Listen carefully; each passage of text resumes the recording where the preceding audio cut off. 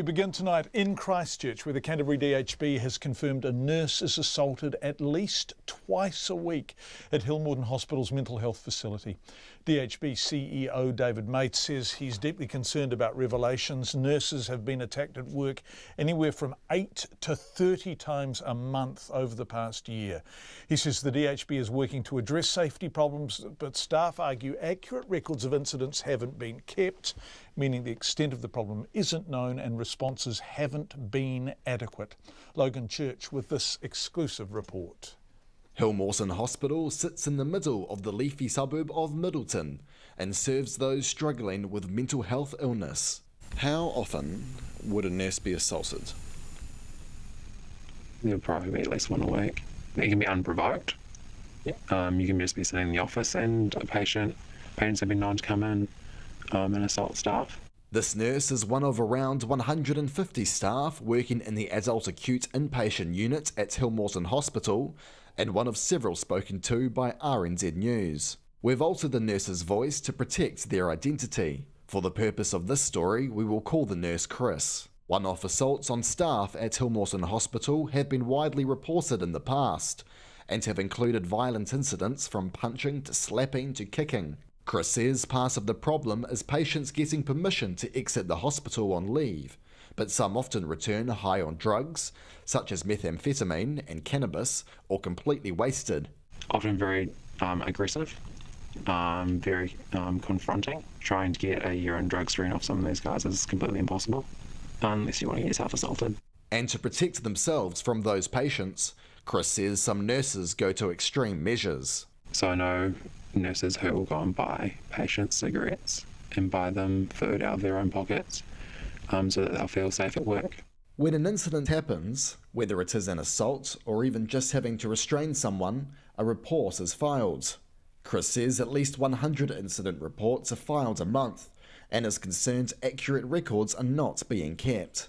The feeling on the floor from reports that we've seen is that the assaults that we're reporting don't always make it onto the official stats.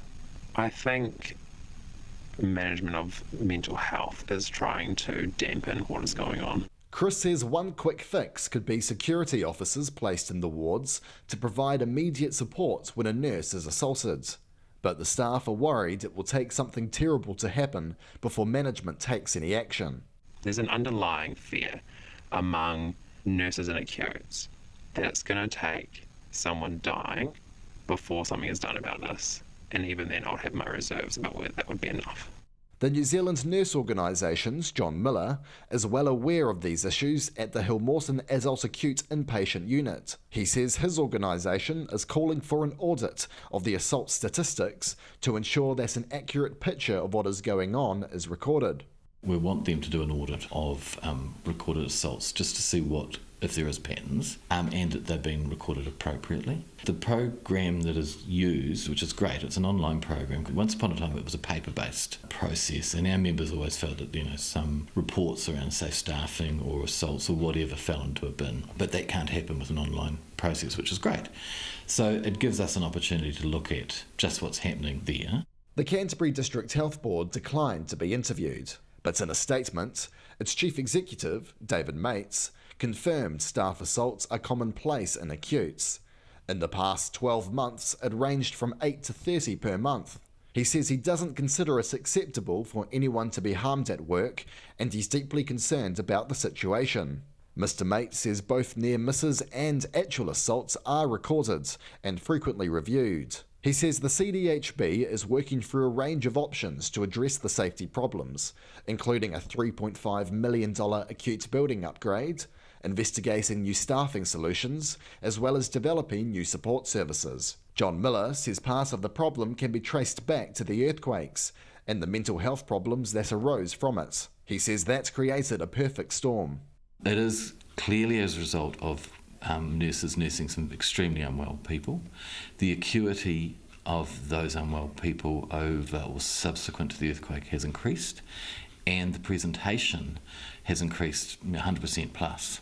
The nurses' organisation has met multiple times with the Canterbury District Health Board on these matters, and John Miller thinks change is coming. But until anything happens, mental health nurse Chris has some advice for those considering working in the sector.